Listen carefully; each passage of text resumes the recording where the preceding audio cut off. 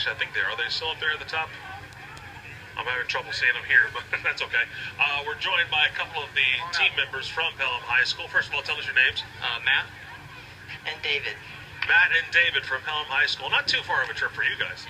Not too far. It's 2 hours down the road.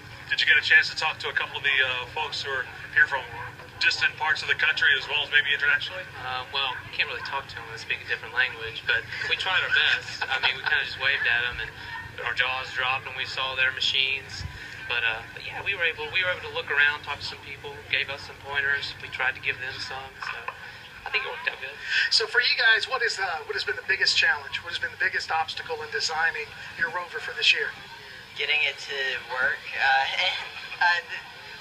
We've had a problem with the weight bending the axles down, so that's been probably the biggest thing lately. Probably. Okay. So who brought more ideas to the table between the two of you? This guy. Okay, well, since I'm going to major in history, just by default, this guy obviously has more of a mind for it. But I can promise you, the team's full of just problem solvers, and that's ultimately what's important. So tell us a little bit about the seatbelt issue that we're having on this. The what? Seatbelt issue. Oh, okay. Well, we last year we had bungee cords holding our teammates into the buggy.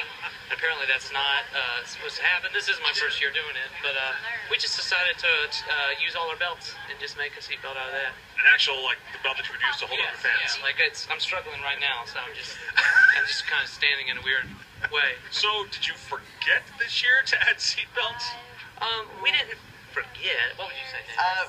We thought that the ones that we had last year would be just as good as the one to use this year, and I guess they didn't provide clearance this time. The bungee cords versus actual seatbelts, Bill. Yeah, It's a toss-up. I don't think we use bungee cords too often to actually strap in the astronauts, but that's okay. They can work.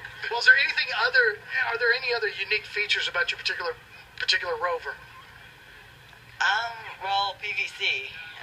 Instead of metal, because we don't have that much money, we find basically any supplies we can, and I think our buggy probably costs about $10 each. Yeah, I mean, I'll tell you what's unique. There's a lot of love in our moon buggies and passion. I mean, that's what I Here, I'm going to show you something, Bill. Here, take this mic. I'm done. He's done. He's done. Well, anyway, we're going to continue the interview with David here. We got somebody who's going to take over. So anyway, David, He's right. No, he's great. He's great. If you want to get out of the rover business, come and get into the broadcast business. You're doing a great job. So. You can see you studying up on his space history. That's it.